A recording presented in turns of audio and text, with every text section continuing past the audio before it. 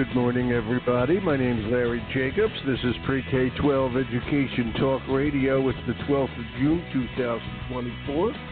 Thanks so much for being with us on probably what's our last show of the school year. So I'm thrilled to have one of our Equity Champions here. That's Scott Callahan. And Scott is the facilitator, director of, he says facilitator, I'll call it director of Diversity, Equity, and Inclusion in Howard County, Maryland Public Schools.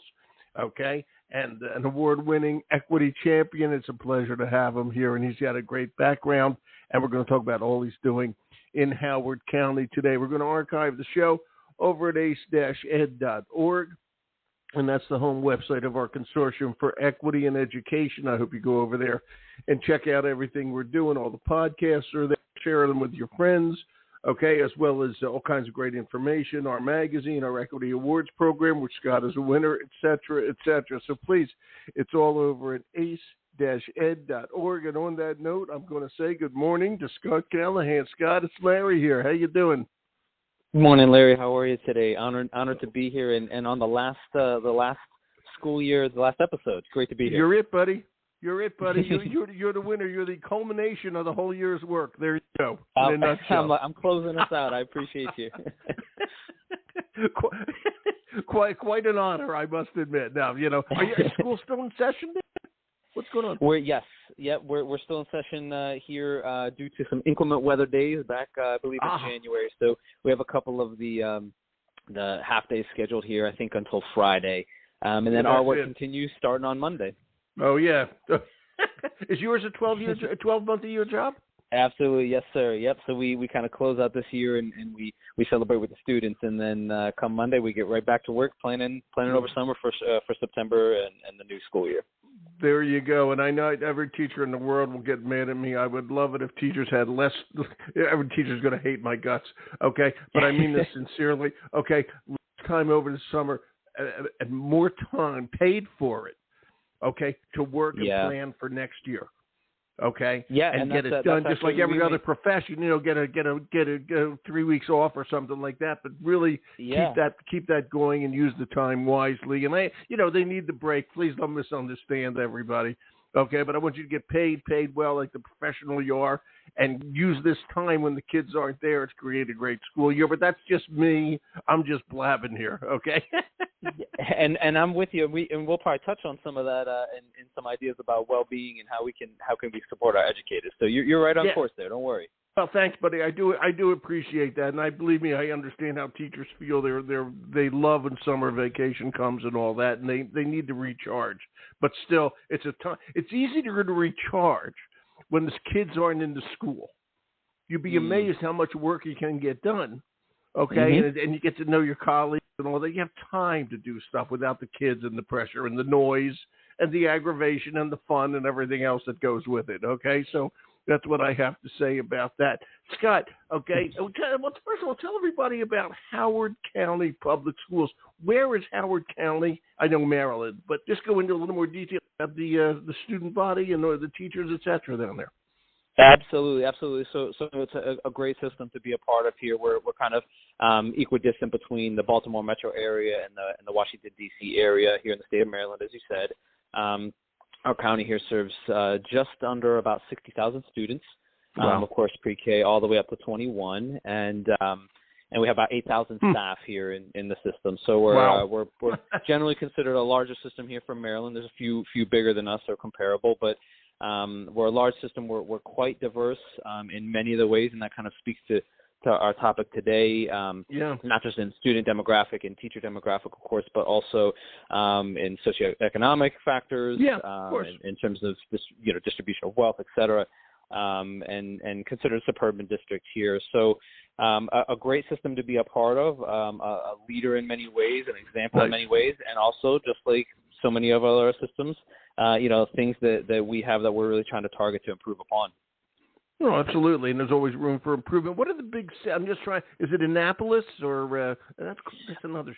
What county? Is it? Annapolis. What are the cities that are in? Annapolis is about 30 minutes. Southeast from here for us. So So Columbia, Maryland is a spot. Is that your district? No, Annapolis is in Anne Arundel County. So Anne Arundel, I is couldn't think of what district. it was. I knew that in the back of my head. I couldn't think of it. Yep. What city is in yours, just to put it in perspective on a map? Yeah, so our Board of Ed is centered in Ellicott City. Columbia, Maryland is kind of central to our district there. And so, so about half an hour you get to Annapolis, quick, 20 or so, 25 minutes to Baltimore, down to the, southwest, you'll run into Bethesda and Silver Spring, and then kind of get into the Metro DC area. Are you Frederick, Maryland? Frederick is in a different district too, but if you keep on going west, where we border Frederick County as well. So our borders are kind of Baltimore County, Carroll County to the north, Frederick to the west, and to the south down there in Montgomery and PG County. So you're in the right neck of the woods. No, well, Maryland's not that big. I can figure out most of it. Okay. But I just couldn't figure out county by county where everything is. Okay, so that's cool. Thanks for the geography lesson, my friend. Of course. I appreciate it. And just tell us a little bit. This is interesting, and I love this because you're a music teacher, right? Are you music? I was, and so you bring up some past history a couple of years ago, I'd say, but I did. I studied music for most of my my educational career in public education as a student growing up. I was a big fan of jazz. Still am a fan of jazz, and I went to. Are you a piano guy or what are you? I was a drummer, a jazz drummer. My son's a drummer, graduated Berkeley. My son graduated Berkeley College of Music. My son's a drummer. Yeah, fantastic. Yeah, we would get along great. Yeah, I definitely still play every now and again, and I still enjoyed. I went for my undergrad for jazz studies, and I had a great mentor there. Within about a month of me being in school, I went to Loyola University in New Orleans, and he said, "Have you ever thought about teaching?" And so he shifted me a little bit towards the education track, and I had some interruptions, within that we actually speak to a little bit for us today. But music's still a big part. The arts are still a big part of education, and definitely my support in public education. Absolutely. Good. And my son lived in New Orleans for 5 years, so he loved it down there, drumming on the streets and with groups down there, et cetera, et cetera. So it's a great city, and Maryland's all the better for you having that experience. I got to tell you. Okay, you taught in Harlem too. So let's talk about what is your job. Your job is facilitator. I kept saying director, but kind of is a facilitator of diversity, equity, and inclusion. I know that includes special ed, but talk to me. What your job consists of? Yes, sir. Yes. So I've been fortunate again in a great system in the South here too long. You keep calling me sir. Okay, don't call me sir. I haven't been knighted yet. Yeah. Not yet, right? Not yet. I'm waiting. And so the system here, I've had great mentors, great leaders here, and two of my district leaders, both the executive director of special education and at the time the director of the Office of Diversity, Equity, and Inclusion, they started to kind of notice that several of their each of those departments, those homes, a lot of their initiatives weren't necessarily always speaking to the other, right? So you can't speak about special education without having equity initiatives, and you can't obviously have equity initiatives and systems without including your special ed population. And so they were very wise to kind of put their heads together and say, how can we kind of, bridge that gap? And out of that it became this role. And so I'm the first person in our county here to embody that role. And it's exactly kind of what you say. It's really to ensure that we're not working within silos, and it's to ensure that specifically that our students who receive special ed services, with our greater population of gen ed students, that all that equity initiatives, everything that we're doing in the system, all the training that I do with staff members, all the work groups that we do with students, that really there's a systemic approach to all that. So we're not just saying, for this population we're providing this. We're really trying to focus equity as a foundation for the systemic work that we're doing here in Howard County. That's good, and that is wonderful. As a matter of fact, again, congratulations on your award from our consortium. I think obviously it's just great. How does everybody react to that? I want to talk about the faculty. How do they react? And I realize it's a big district with a lot of schools. Okay, but how does everybody react to that? I mean, and I'll say it this way, and everybody, I'm going to just go out on a limb here and say everybody's pretty well-meaning about this, okay? But the word equity has, in fact, become a buzzword, okay? And it starts to mean different things to different people. It's become also a political word, okay? Some people are really angry about it for some goofball reason because they don't understand what everybody's trying to do here. To me, it's just giving every kid the education they deserve. And I don't think anybody would argue about it if you say that. Okay, maybe something different to you. You can go on in that. But how does the faculty react to all this? You come in, you got this stuff you're doing, and A, talk about how they react, and B, what you're doing. Yeah, it's a great question, and so we're right there with you, right? In terms of kind of your description, we're as a system still working through and learning and defining what equity looks like for all of our students and what they deserve, and of course that challenge between understanding the difference between equity and equality and kind of those pursuits. And so I've had some of those leaders that I mentioned before have been so supportive in kind of backing me up in the spaces that are a little bit more contentious, and whether that's community-based or school-based or system-based. And overall, to be very honest, it's been celebratory, right? It's been a space where we're recognizing not only the work that I've been a part of, but the system work in that. And the point that I'd love to lift up that you mentioned is really that idea of kind of the politicization of that word, right? And kind of when we look at spaces or when we're in with varied perspective, that's what we want. We don't want to live in that echo chamber. We want to have varied perspective and thought and have that discourse. We just want to do it in a way where it's centering students, right? And so it's fine for us to kind of have those conversations. But just because there's a title, so to speak, of DEI in it, it can be weaponized at times. And so I'm fortunate to be in a space where, from our superintendent down, that it's been supported. Great. And you call yourself, and you are, an equity-minded educator. All right. I'm going to ask a funny question. Define yourself between that and just an educator. Okay, what made you an equity-minded educator? Which is a funny question. Okay, but talk about your definition. Then I'm going to ask you what you do all day with your job. But go ahead. Sure. Yeah. So I think that really, I think anybody in education, obviously, and I think this is somewhat.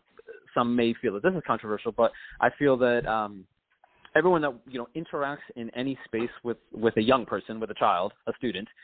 You're an educator, right? So that's going from our superintendent, for example, to all of our classroom-based instructors, our teachers, all the way down to our secretaries, our support staff, our facilities team, our transportation teams, our enrollment staffs, our custodial services.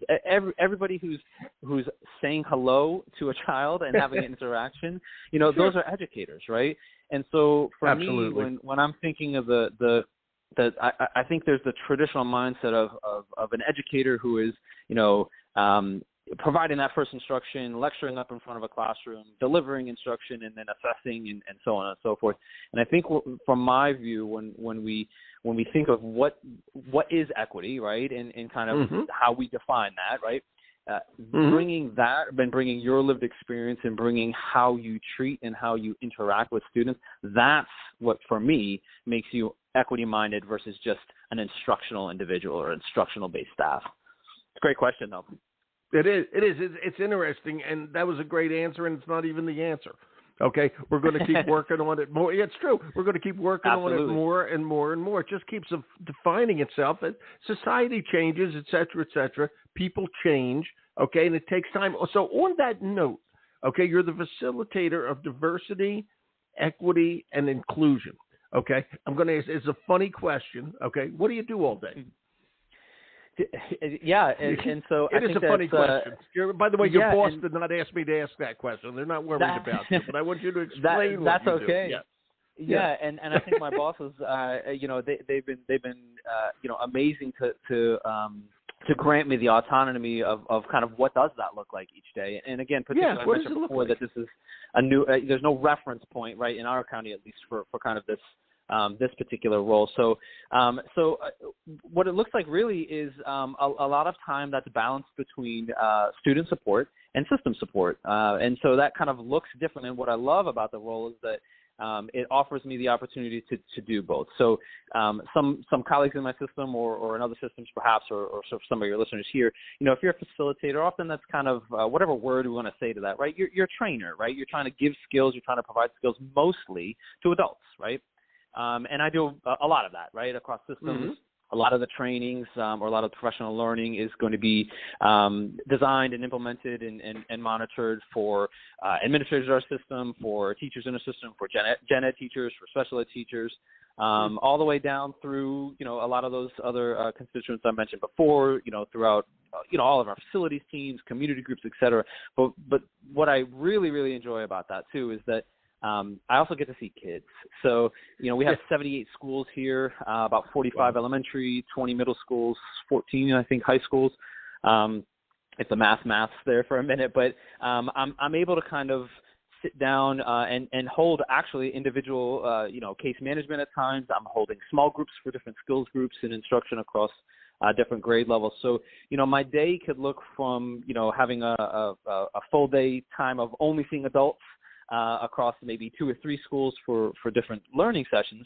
And then it could also look like hanging out at, a kindergarten lunch hour, go out for recess on 3rd grade, and then, run a small group session for some 6th graders later. It could look from, any one of those combinations on any given day. And so that keeps me on my toes for sure. It really does. And it's a busy day. How did you learn? How did you figure out how to do what you do? Nobody taught you. Nobody taught you. I don't think, I may be wrong, but I don't think there are any courses in equity-minded education or the theory of equity and, teaching it to everybody, okay? Unfortunately college. not, yeah. I don't think there's any, okay, which is odd in this day and age. But so how'd you learn to do what you're doing and find the right resources? Okay, and literally, and actually another thing I'll say is take your hits from people who don't quite understand it. That could be people who work with you. Okay, I get that. Yeah. It's a great question, and it's very self-reflective, and that's a lot of the work that we do, a lot of the work that we try to teach as well. To be honest, I think two thoughts come to my mind here. One is, and I'm still working on this, is to try to watch and listen a lot, right? And so what I want to try to imbue a lot in my work is to sit down and say who's facilitating, who's training, who has this skill set, who has this experience that I don't have. And a lot of that comes in the world of DEI because obviously all of us have different lived and shared experiences. So when we talk about, specific, student populations or staff populations that, historically have been marginalized or where our system is perhaps has an inequitable outcome, really a lot of my role, what I want to try to do is to take a step back and listen to that constituent group, listen to that population, listen to that community, so I can really try to understand where's my entry point for support or moving towards a more equitable outcome. And so I really try hard, and again, still working on that skill to sit back, listen, and really see someone who has more experience, differing experience or a different perspective, and take what I can from what they do. And so that's really, kind of that first piece. And then that second piece is something that a lot of great mentors have told me, a lot of people who are in this work that have been doing a lot longer than I have, is you really have to, you have to read, you have to do research, and you have to really be self-reflective when you're garnering feedback from some of those different, constituencies. How can you do something different? What should you be doing, perhaps in a different way? What blind spots might you have that you're missing the mark on? And so it's really a combination of that, listen, and then at the same time, make sure you're doing your homework. How long have you been doing this? Well, I've been in this role since November of 2020. I was the pandemic. Teaching, Yeah, and I was teaching, our system, just like many others, was, was struggling during that time for sure. And so I was teaching in middle school at the time in a 7th grade classroom in our system here. And I had great administrators at the time who were able to kind of, they didn't want to withhold opportunity and growth and pathways for other, other responsibilities and roles. And so they were great to kind of help me balance working in the classroom at the same time while I was also starting to learn, this new role. And so I've been here since 2020, and I've been in the system with us here at Howard County since 2018. And then my education track kind of goes all the way back to around 2006 or so. Yeah, and by the way, those years you were teaching in New York, right? Lower East, I got it here. Lower East Side, Harlem, Upper West, right? Yes, wow. Sir. Yes, sir. Yep. Yeah, no, sir. Sorry. I'll get rid of that habit, I promise. No, I'm yes, Larry, for sure. That. Okay. Yeah, wow, absolutely. Yeah, I was in New York for a number of years, too. A great experience there. Love the city. Met my wonderful wife there and our daughter. And New York was wonderful and taught me a lot in terms of the what it means to be someone who centers equity in an education system, which is the largest and most diverse in our country, right? So, what does that mean, and what does your advocacy look like when you're not talking about 60,000 kids anymore, like our system currently in Howard County? You're talking about at the time probably about 1.1 million students who are in public school every day. Yeah, exactly. And I was thinking, obviously New York is probably the most diverse city in the country, if not the world. Who knows? Okay, but certainly in the country. Okay, and teaching in Harlem, going to the Upper West Side, okay, near Columbia. Okay, you can go on Lower East Side, which has its great history, et cetera, et cetera. And that teaches you a lot. Okay, that's a whole different world. Urban education, you're right now, if I may, in more suburban education. Howard County is a little more suburban, okay, than it is urban. Okay, not to say that it's not diverse and all that sort of thing, but there's a different economic level. There's differences all around. Okay, and how did the one experience? I mean, that one experience and those experiences in New York, okay, must have helped you a long way in this job you're doing right now. Absolutely, yeah. That learning curve was huge, and you hit the nail on the head. A lot of that was that preparation and the order of that preparation helped me a lot. Having those experiences first before coming here, because a lot of the same challenges and barriers that that exist in systems or when we talk about education and equity in general, a lot of here. Suburban, barriers, a lot of them are the same as urban. There's differences there, and obviously, just like you would differentiate a lesson, but the solutions and the approaches, are different. But the concerns and a lot of the barriers still exist, just potentially on a different scale. And so when I was in New York, I really had my eyes opened to great experiences, but as you said, very different teaching, in the Lower East Side and teaching in Harlem and the populations I taught and the concerns that students were bringing into the building prior to my lesson, right? And then, the juxtaposition of, the Upper West Side. And, I was teaching on 66th Street, a block or two away from Columbus Circle. And so those are two, you might as well take, two completely different worlds that are, less than 10 minutes away on the A train, right? Isn't that amazing? And so, I've been on that A train. It really taught me a lot of, in that frame of being an equity-minded, kind of instructor, really looking at the students who were coming in front of me, ready to learn, but what they were bringing, but also how they were showing up was two very different conversations. And so I really need to be responsive to both. It's really cool. It's great experience. And I'm always reminded of New York, right where Lincoln Center is where West Side Story was. Okay, when you look at the two, okay, that tells you New York in a nutshell. Okay, that's right. Just watch West Side Story, then go visit Lincoln Center. It's the same place. Okay, and there you go. It's just amazing. We talked about this a minute ago, but I'm going to ask it two ways. How has your work, teachers and the district, all right, in Howard County, all right, because I would love to see more, I'll call it equity education in teacher preparation. Okay, but there has to be a reason to do that, and there's a great reason for your job. What have you seen? Okay, Scott, what have you seen? Yeah, and a great question, and one that I think, not only personally here, but I think systemically, we welcome to have that conversation here in Howard County in particular, because that's what the question that I feel you're really asking is, tell me how you measure that impact, right? Tell me how you measure, the work that you do, and good way to and say how it. does that show up for kids in your system, right?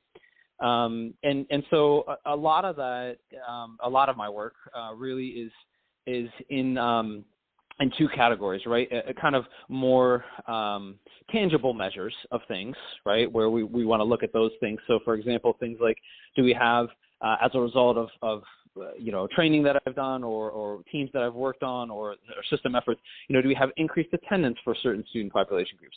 Do we have decreased discipline outcomes? And that's a lot of my work in terms of focusing on disproportionality in our district. What are those social emotional curriculums and instruction? How does that become more systemic approach so that we can focus on different transitions in students? For example, transitioning from elementary to middle school or middle school to high.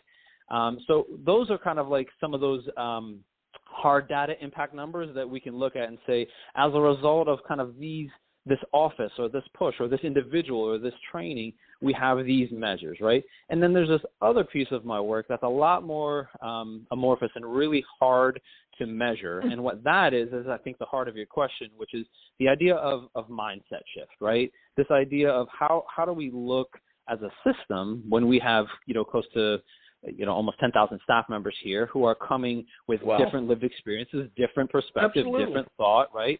How do we measure a mindset if we think of it as a spectrum of towards more equity or more inclusive or more accepting or more sense of belonging or kind of any of those more challenging belief systems, really, right? How do we measure those and how are they showing up for our kids? And that's the area where I think just nationally even, nobody has the answer to that, right? So we're all putting that calculus together and saying, how does that impact our kids either positively, neutrally or negatively?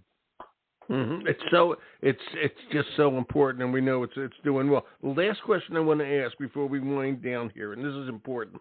Okay, sure. Well-being and equity, and I think that really lands right on the kids. All right, and there's SEL, social emotional learning. It's post-pandemic.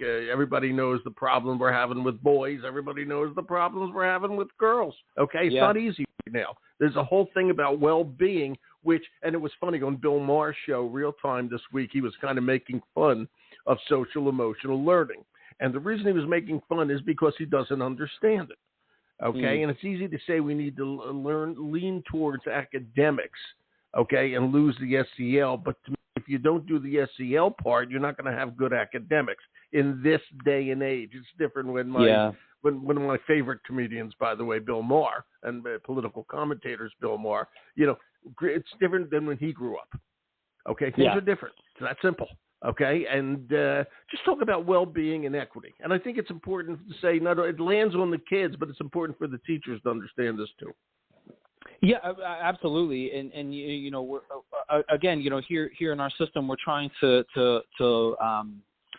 strike that balance as well, right? We're trying to find out, obviously we're educators, right? And instruction is at the top of our game, right? That's what we want to do and what we love to do. But how do we do that across those 8,000 staff members, right? When exactly. Some of those 8,000 staff members, might not have access or might not have the means or the skills or the opportunity to be taking care of themselves, right? And so we want to try to land on that balance too, where how does our system, we have wellness days here that our system has half day hours once a month that we give to staff, where the kids are here for a half day and the staff are able to go and there's no professional learning during those days. There's no staff meetings. There's no no responsibilities other than if there's something that you need or want to do to take care of yourself, that's that time. We want to really try to prioritize, the idea that if you're not well, right, and we're talking about equity. So if you're not well, how are you showing up to your kids? Well, they're going to know that within, 2 seconds of walking into your classroom. And so we can't really, if we want to center social emotional learning, if we want to center, mental health, right? If we want to center those things in a post-pandemic world and education, as you say, we really need to be the models in that, right? Like we need to say, class, I'm not on the top of my game yet today either. Here's a reason why, I'm not getting enough sleep in this sense, or I'm really stressed out about an exam that I have to take, that could be coming up. And so what are some strategies or techniques that you all use that kind of help, bring you into a calmer space? And so we want to try to model that conversation with kids. And we do that all the way. Some people also don't feel that we can do that with young kids. We do that all the way with the pre-K babies, all the way up until, till graduation. And so it really is that relationship between how you're showing up to take care of yourself, and for the kids. And the last note that I'll say on that is that what can systems do to really support that? Well, really off the bat, I would recommend any teachers who are out there, or any would-be educators that are interested in the field, ask your system that, ask your district that, ask your supervisor, how and where does the system show up to really take care of me as an educator so that I can take care of my kids? And I think it's a valid question to ask. It is a valid question. Thank you for answering. I appreciate it, Scott. We got to go. But please, do me a favor. When school starts again later in September, give me a call. We'll see how things are going then. Absolutely. I appreciate you and all your listeners for your time today. Yeah, have a great one. I appreciate all the work you do, okay? And thanks for sharing the experience, all right? You have a good day and a good summer, my friend. Enjoy your work, but enjoy the summer too, okay? Thank you so much. Take care, everyone. Be good. Thank you, Scott. Bye-bye. Okay, everybody, Scott Callahan, Howard County, Maryland, and an Equity Award winner from our American Consortium from Equity in Education, okay, on district leadership. If I said that right, I hope I did. He is a champion of equity, okay? Equity Award winner, Scott Callahan. Thanks, Scott, for all you do and for being on the show. And we'll archive over at ace-ed.org. And we probably won't be doing the podcast till August when everybody gets back to school. Okay, so have a good July.